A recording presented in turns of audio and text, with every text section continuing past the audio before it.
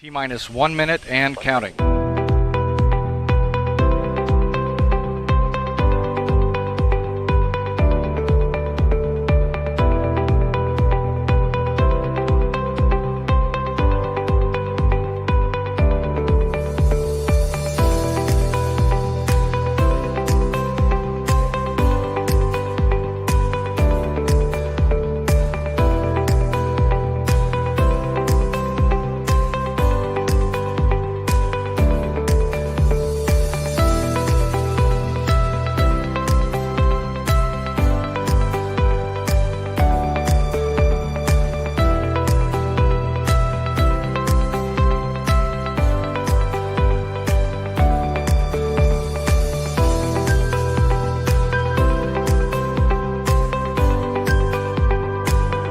Four, three, two, one. From the Whimsock at Waterwick. I haven't gone yet. Ready? 1, 2, 3. From the Windsock at Wadswick, welcome to the Flyer Show. Hello and welcome to this week's Flyer Show. This is Ed Hicks. That's Dave Calderwood. And she's Annabel Cook. Coming up this week, we'll be learning about a very high altitude Cub and some airfields with letters of agreement with the CAA. And it's goodbye halon and hello other fire extinguishers. But first, we couldn't do this without the help of SkyDemon, so here is this week's top tip. Hi, I'm Hannah from SkyDemon, and this is this week's top tip. As part of your aircraft profile, it's possible to create checklists. To start, tap New Checklist, and you'll be given the option to populate the aircraft with some generic checklists to edit. Or if you tap No, you can create a new checklist from scratch. We'll tap Yes to get started with some generic checklists. These are not designed to be valid for any particular aircraft, but just to serve as an example to get you started. All elements of the checklist can be edited as needed. So you can change the properties of the checklist, such as the name and flight phase, as well as editing individual items and sections. The challenge and response text can be changed. Items can be reordered, added, or deleted. And whole sections can be added or reordered too. For more information, go to our website, skydemon.aero. Well, it's actually quite useful because I'm in the process of putting together a checklist at the moment. I might give this a go. I like the challenge and response. Mine would be, do you know what you're doing? And the answer would be no. And actually, there is a checklist written on the whiteboard behind the camera for Ed on how to run the show. Yes. Yes. Yeah, it's very basic, but it is required. Well, which brings us to the weather. Let's see what Simon has in store. Absolutely. I'm hoping for some flyable conditions. Evening all, hope that you are well this evening. Let's take a look at how the weather shapes up going into this weekend. This is the forecast chart for Friday. Now, remember, I've been using these charts for the last few weeks. They're from the Icon European model, and they show cloud, which are the white colours on here. Where you see grey, that is where there is more broken cloud. And they show effectively forecast of radar as well as some isobars. So this is the chart for Friday morning at 6 a.m. Bits and pieces of showers affecting western Scotland, 1 or 2 showers for northwest England, a few showers across southern Wales and into southwest England. I think this drizzly really across southwest England. A few bits of showery spots of rain affecting southern coast, but for most areas you can see actually as the sun comes up, it should be generally okay. Now, during the course of Friday morning, it stays generally dry for most. Best broken cloud further north. Typical base is probably about 3,000 feet, tops at 10,000 feet. But notice this area of rain that's across southern Ireland into southwest England, also these showers into western Scotland.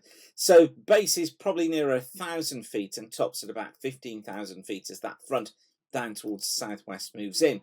It makes its way eastwards so that by dark on Friday we've got that area of rain through Ireland, through Wales, through central and southern parts of England.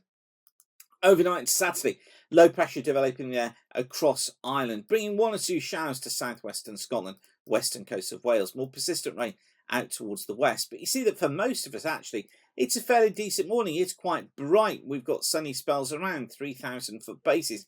Tops again at about 10,000 feet. As the morning progresses into the afternoon, it stays quite fair. Always the chance of some cloud and a few showers affecting southwestern Scotland, northwest England, 1 or 2 showers western Wales and the far southwest of England, and certainly heavier showers across Ireland with some rain getting into southwestern Ireland later on.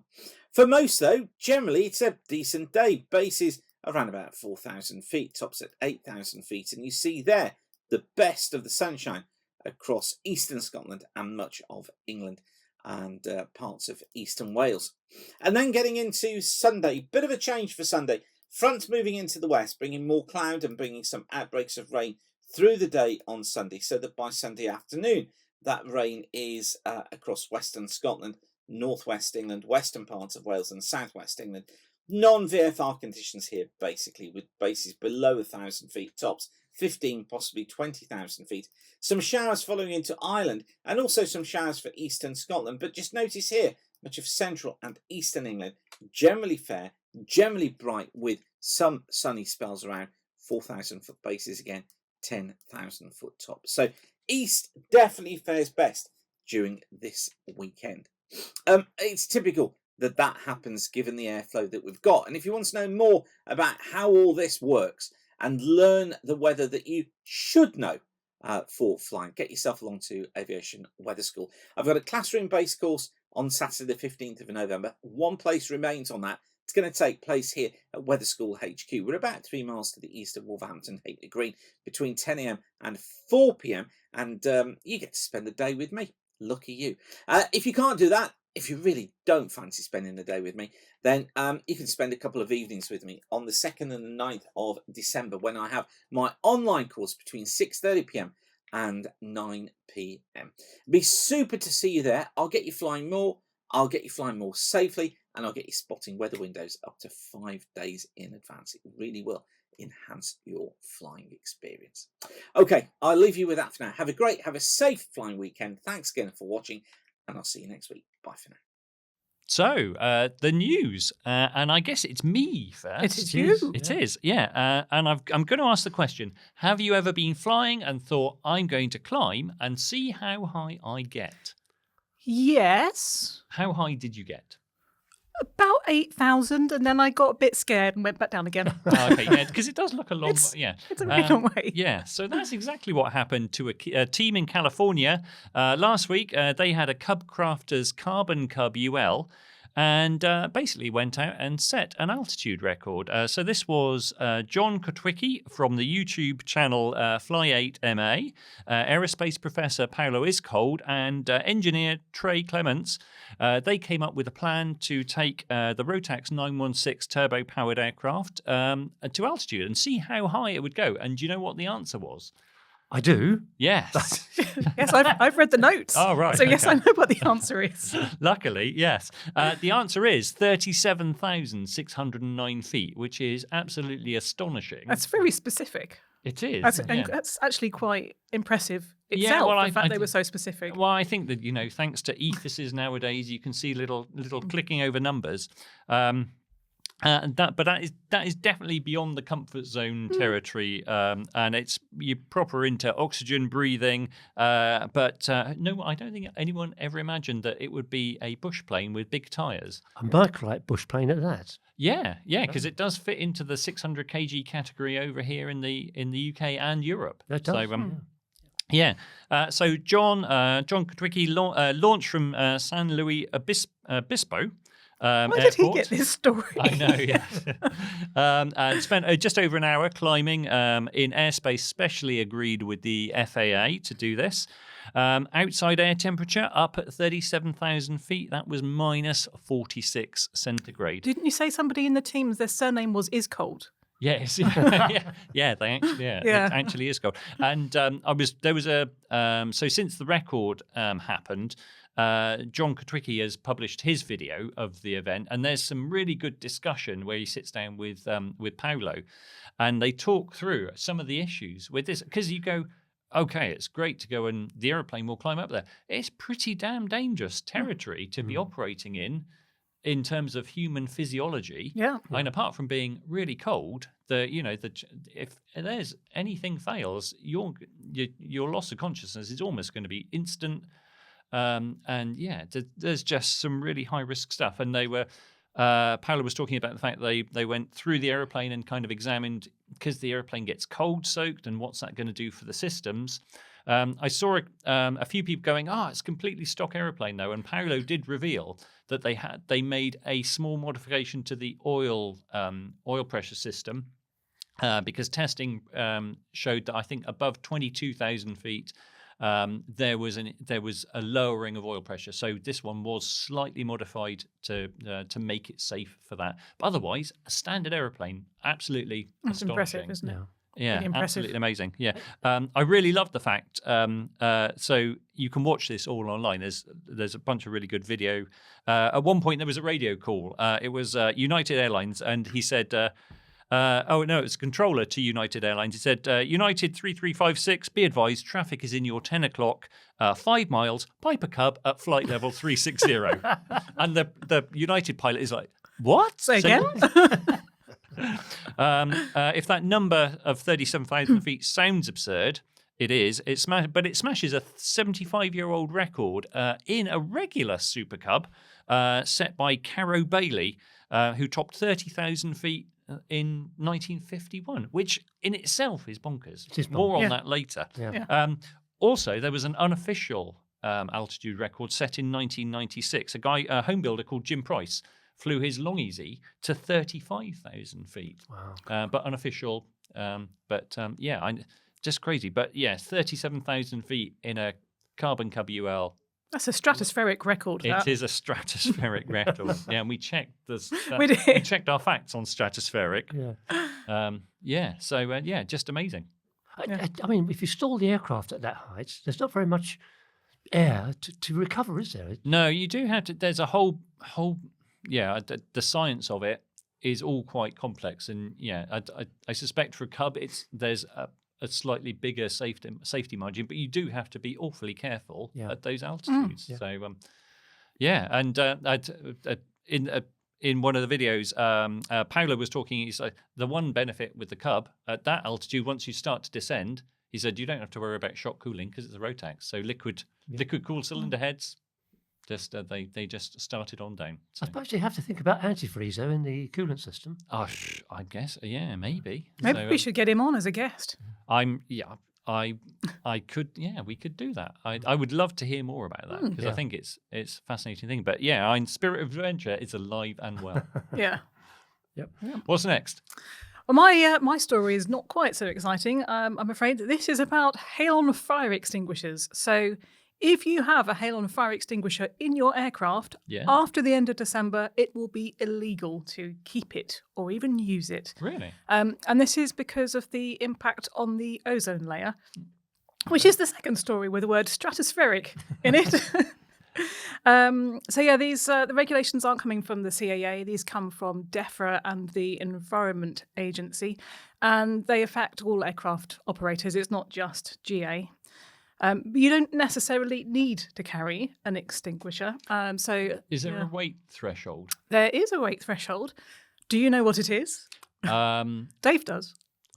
I've got I know in LA aeroplanes, you don't need one until you get to 1,200 kg max takeoff weight. Basically, yeah. So most aircraft under that weight are going to be exempt. Okay. So you could actually just choose to remove your extinguisher completely. It's up to you whether or not you think that is a good idea. But if you do decide that you want to carry one, it'll need to be a halocarbon clean agent type. Wow, that sounds like some kind It's of Marvel. science, that is. Yes. Yeah. Yeah, okay. Well, I have to say, I've got 3 airplanes, and none of them have got fire extinguishers in. No, I don't Really? have one in Yeah. Big Red. I know. I was talking to someone about this, because they'd said, "Oh, what do you think about the fire extinguisher things?" And it's like, well, to be honest, I don't have one. And they're like, "Well, does this not made you think about buying one?" And I guess the only thing I might use it for would be an electrical fire. Yeah. I suspect it affects flying schools a lot, though, because It will do, yeah. Yeah. because they'll all have, most of them will have certified aircraft, Yes. which yeah. will have a fire extinguisher in it. It's part of the checklist, isn't it? Yeah, and it's expensive. Yeah. They're really expensive. And that's partly why I chose not to get one for Big Red, as I looked at the price and thought, Well, of could course, buy a new you- aircraft for that. Yeah, well, permit airplanes, you don't Yeah. need a certified extinguisher, do you? No. But obviously, if you've got a regular C of A aeroplane, you do need a certified item. And I think I saw someone someone came up with like a figure of £5,000 for one, which is, Well, sounds a bit extreme, but we did actually go looking for a price in the UK, and Yeah. so far we've not found a price for a UK one that's being sold in the UK at the moment. There is a company called H3R in the Right. States that specialises in these kind of halon-free fire extinguishers. yeah. And there's a whole range of them. But they weren't quoting any prices on their website because they leave it up to their dealers Okay. to, fair Yeah. enough. to work out what the price Yeah. is going to be. Yeah. Well, so I guess tell us in the comments, what are you doing? Are you doing anything to satisfy this changeover? Have you got a halon fire extinguisher that is now a museum piece? Let us know. Dave? Yes, well, it's a fairly serious story. This is about what's called letters of agreement between airfields and the CAA and also airspace service providers. So if you're on an airfield which is within controlled airspace and you want to fly circuits or whatever, Yep. the airfield will have what's called a letter of agreement with the airspace service provider. So NATS, if you Yep. like. Somewhere like White Waltham, for instance, which is under the London TMA, Yep. and I think they go up to 2,500 feet. Yep. That will have a letter of agreement about what kind of operations they can do, circuits, training, Yep. that sort of thing, how people visit the airfield and that sort of thing. So all those procedures are there. But the CAA has launched a review of all of these long-standing letters of agreement Okay. that allow aircraft to operate in and around controlled airspace. It's apparently the CAA wants to regulise these agreements. By that they mean bring them into line with current regulations and also make sure they're in the AIP. This is the Aeronautical Information Publication.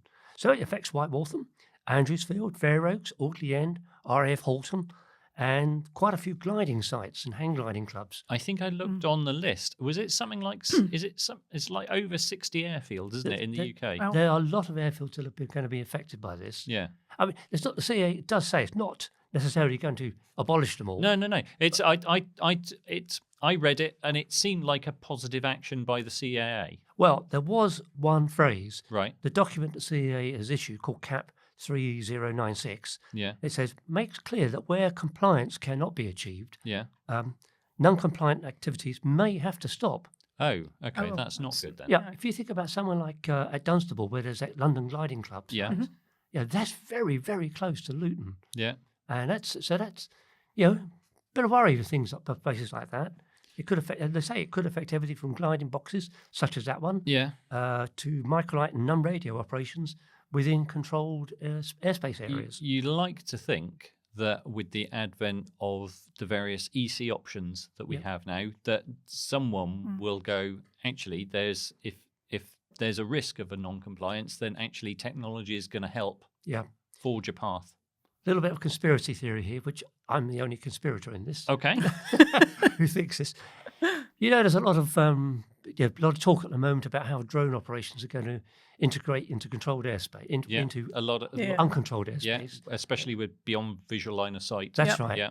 I wonder if this has somehow come to light in the CAA's looking at how they can integrate drones into all kinds of airspace. I would. You might be right, and I think, fundamentally, I guess, probably at a much higher level than that. There's the ongoing future airspace strategy review going on. The modernisation of airspace. That's it. Yeah. The thing in Scotland looks like they haven't any intention of modernising it whatsoever, except other than carve it up. Sorry, that's a bit radical, but.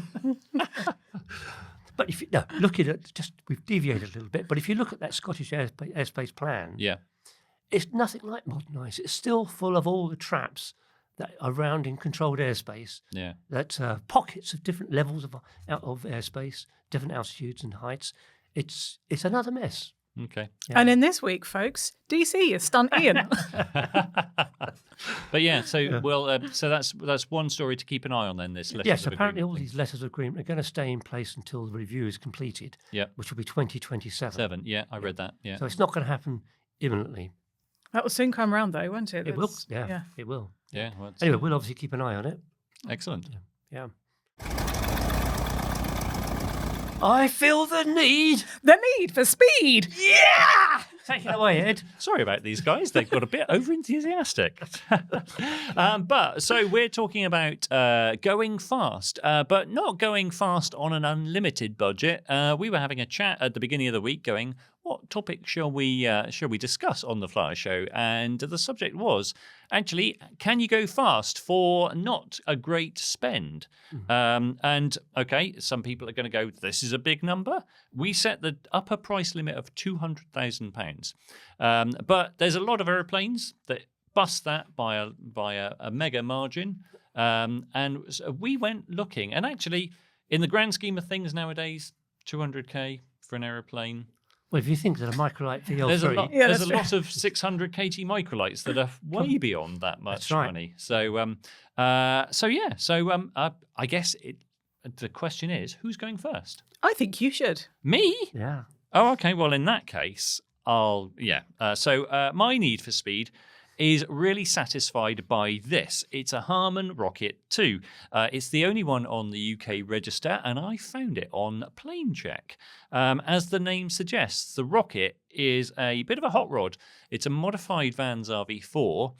Normally has a 4-cylinder Lycoming, but this has a big 6-cylinder, 260 horsepower Lycoming IO 540. 2 seats, typical cruise speed is 170 knots. Indicated with a TAS, the advert claims is to 187 knots, burning 52 litres an hour. The example in the advert claims it's flown to Romania in 1 day. That is Wow. That's pretty good going, I reckon. Probably beyond my bladder. The advert claims... Thanks for sharing. I know, yeah. The advert claims the Rocket is one of the fastest and easiest aircraft to maintain, thanks to being an LAA aircraft. There was a time when this was too fast and too powerful, but things changed, and actually you can have an aeroplane like this on the LAA register now. Only one, though, so far, one Harmon Rocket, but that's all you need if you're shopping around. And I think that for me, 2 seats, lots of, plenty of fuel, horsepower, speed, and price-wise, it's been on the market for a while now, and when it was first up, it was for 150k. The advert now says offers. Oh. So I think... Are you in for a new product? No, it's going to be too fast for you, Ed. You get a nosebleed. I don't think I need... The speed? I don't think I need the speed. I've got other things.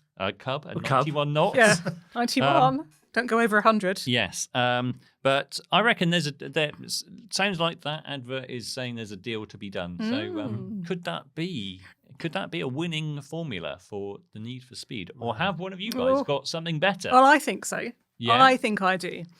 Because as I obviously already own a kit plane from Glasair, there is only one choice for me, and that is this Glasair 2.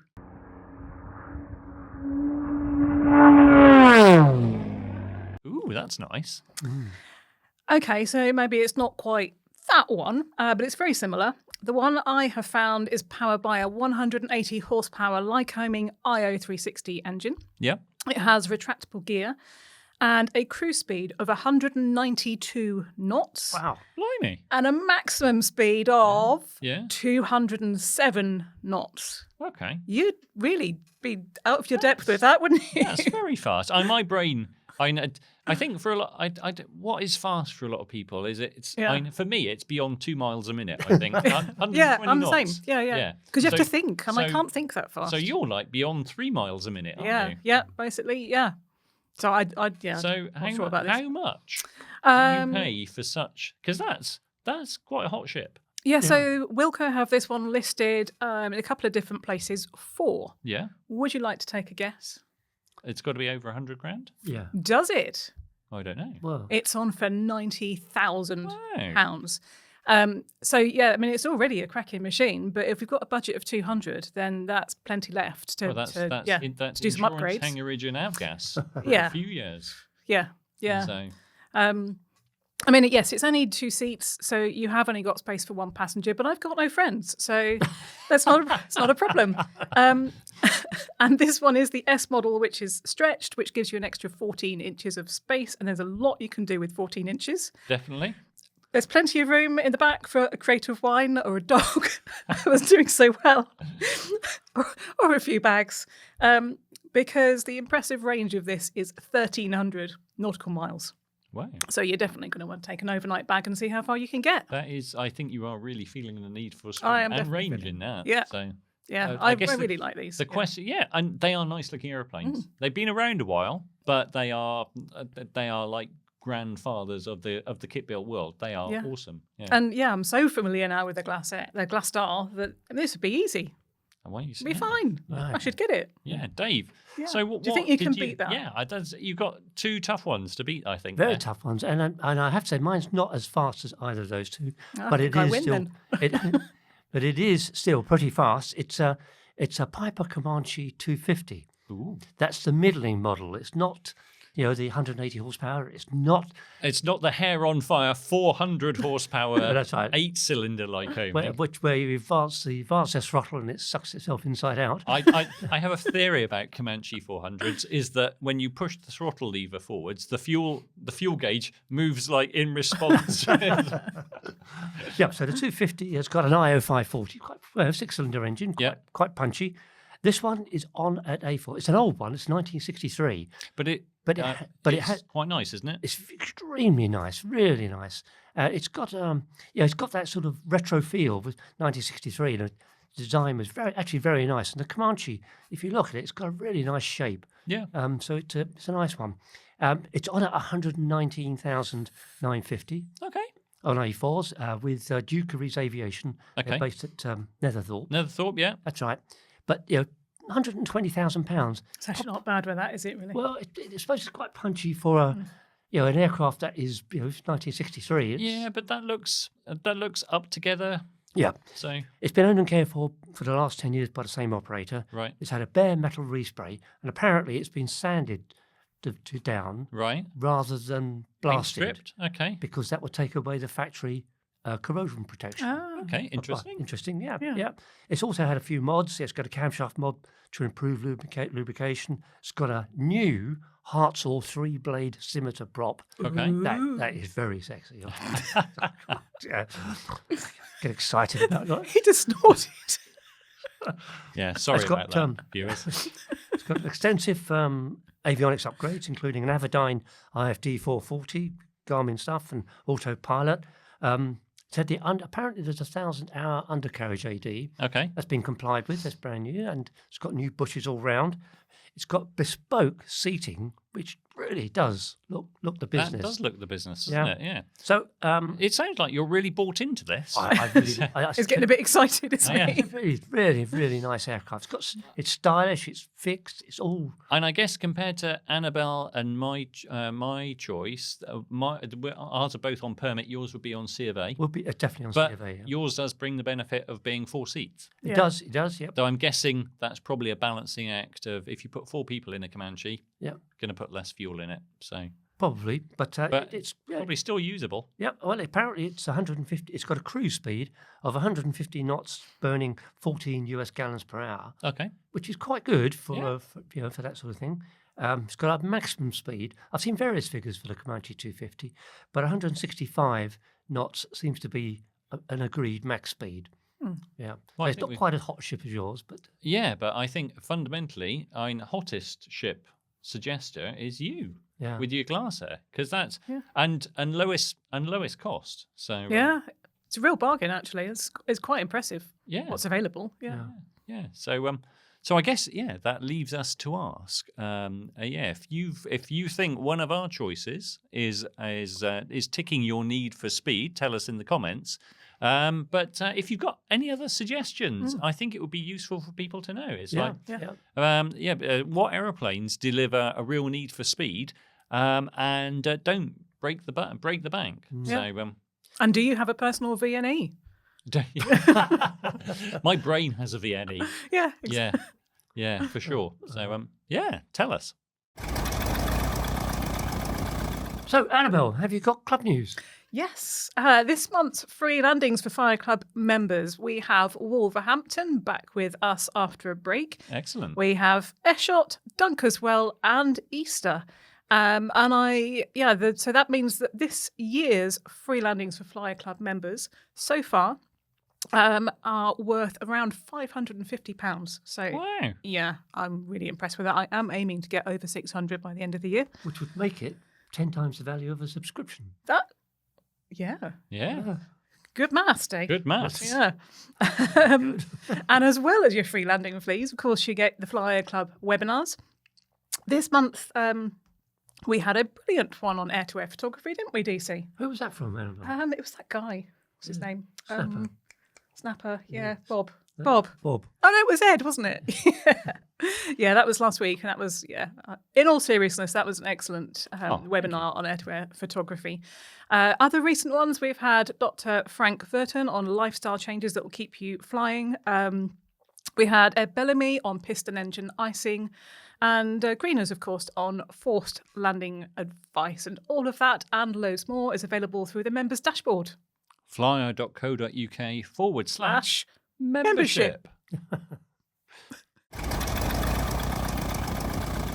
And now, to the important question of the week. What caught your eye? Who's first? Annabelle, I think. Yeah, it's me, isn't it? So, what caught my eye this week was a lot of men in uniform. On Saturday, we had Pilot Careers Live Heathrow. Okay. And I think it was probably the most successful one ever.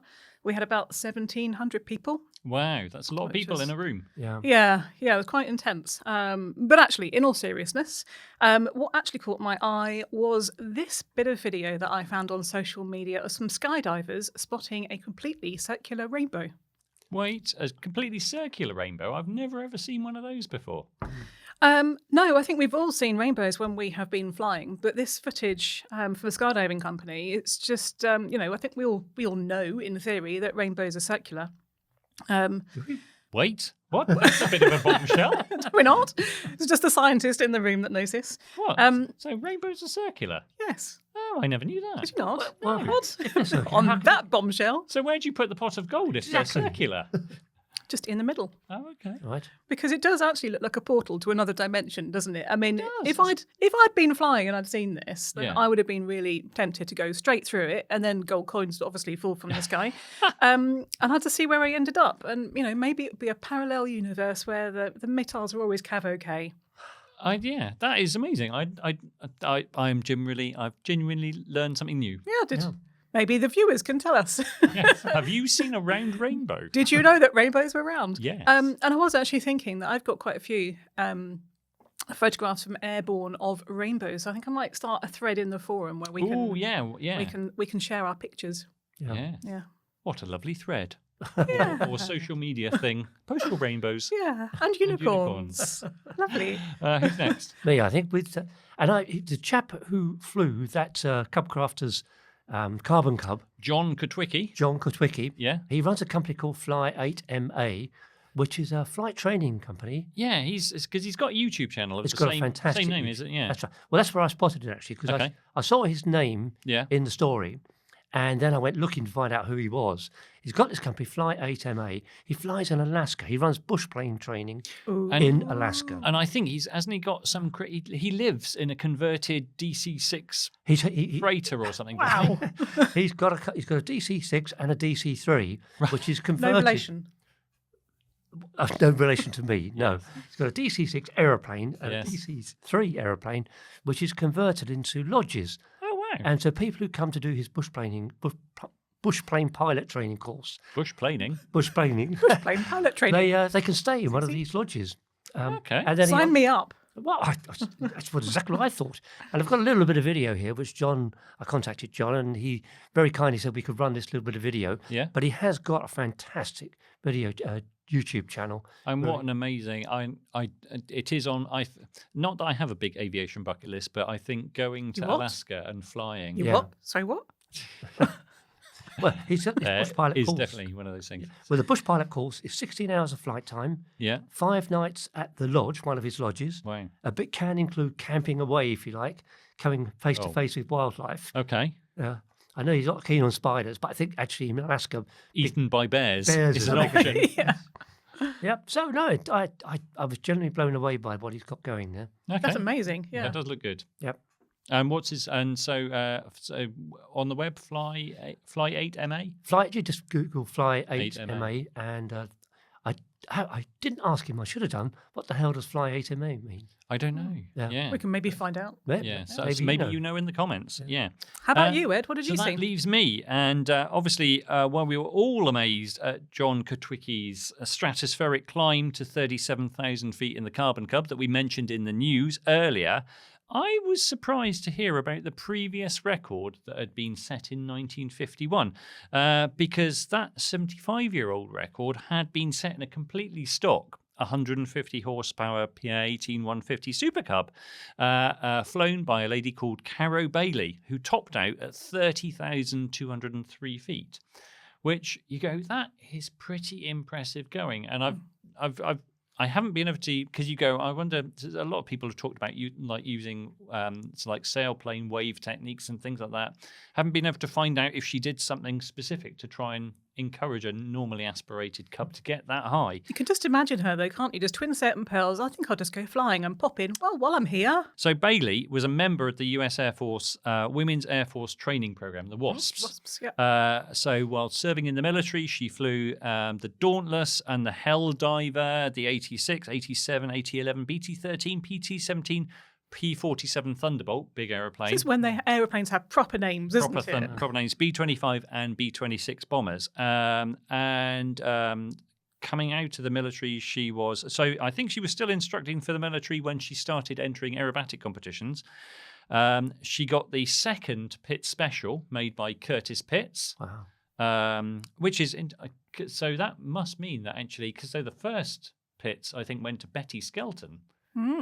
So yeah, I'm a big women buying dynamic for Pitts specials.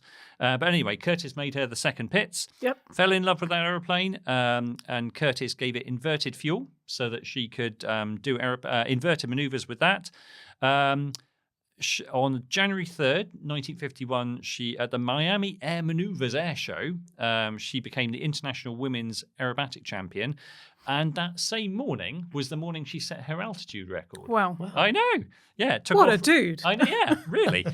Took off from a blimp base located near Miami Beach. Are you sure it was a blimp and not a semi-rigid? The internet says blimp. I'm Okay. going with blimp. And it would have been a time when blimp was a thing. Okay. So took off in her club, climbed to 30,203 feet. And for that undertaking, she received the Blériot Medal, set an FAI recognised record, and was, more importantly, was named Mademoiselle Magazine's Aviation Woman of the Year. Wow. I know. So John were really impressed with your 37,203 feet or whatever it was. However, in a turbo modern Carbon Cub UL, but I think Caro Bailey going to 30,000 feet in 1951 in a normal Super Cub, that is impressive. Caro, we salute you. So Well, she also had a hell of a career as well. Yeah. I know. Yeah, it's worth Google her. Worth googling. Yeah. Other search engines are available. She met a guy called with the surname Bosco, so she ended up called Caro Bailey Bosco, and Google around, because clearly amazing person. Her Pitts is still in existence. Oh, so, is it still flying, or is it? I think it is even still flying. Yeah. So from my limited googling this morning. So check it out. So if anything caught your eye, please tell us in the comments. Plus, if you've got something that you want to share with us, share it too. Right, I guess that just leaves events. Well, do you know, it's not that time of year when there are not a lot of events. Yeah. There's various things going on at the weekend, poppy drops and stuff like that. Yeah. For Remembrance Sunday, I guess. Yeah, Remembrance Sunday. But next Monday, there's quite a big event going on. This is the Light Aircraft Design Conference being held at the Royal Aeronautical Society in London. Whereas, as well as an update on the CAA's e-conditions policy. Yeah. There's also they're going to announce the winner of the 2024-25 design competition. Always good. And are going to set the parameters for the next one, the 25-26 I competition. think next year, I think the next competition is all about stall aeroplane. Right. Yeah, of some sort. But I think the cool thing about if you go to the design conference is that you've got people attending, so Ivan Shaw's going to be talking about his Seeker. The Seeker. That's right. Bill Brooks, I think, is going to be providing an update on the Skyfly Axe. Yep. I think there's Lucy Wotton from LAA. That's right. And there's also a company called Ocean Aircraft. Have you ever heard of those? No. No, I hadn't heard until I read the agenda for the conference. And Ocean Aircraft, British company, have you coming up with a family of seaplanes. Okay. Well, I knew nothing about this. I knew nothing about that. Yeah. That's got to be something for next week's What Caught Your Eye, surely. Surely, yes, yeah. Anyway, so I'll find out a bit more about that and see what they say at the conference. Fantastic. Okay, well, it just leaves me to say thank you for watching. Thank you, SkyDemon, for supporting, even more important. And just fly safe. And thank you, Dave. Thank you, Annabelle. And we'll see you next week. Bye. Bye. Bye. That's the sound of silence. I think you're supposed to start club news, Annabelle. Hang on, I'll get the lever to wind Annabelle up. It's like an inertial starter. She'll get going soon. I just need to put a bit more money in this. No, don't go there. Soon. Soon. Squeaking. Does it need a cartridge? I don't know. I'm hoping Annabelle will start soon. Did we want to finish this It's not today? working. Not working, viewers. You wanted an outtake, you've got one. Just give me a minute. This is the classic segment. Has Annabelle been crying? The answer is yes. Join the Flyer Club today and save hundreds of pounds with your free landing vouchers. Watch insightful monthly webinars from our group of aviation experts and access all the online content on flyer.co.uk. From just £6 per month or £62 for the full year.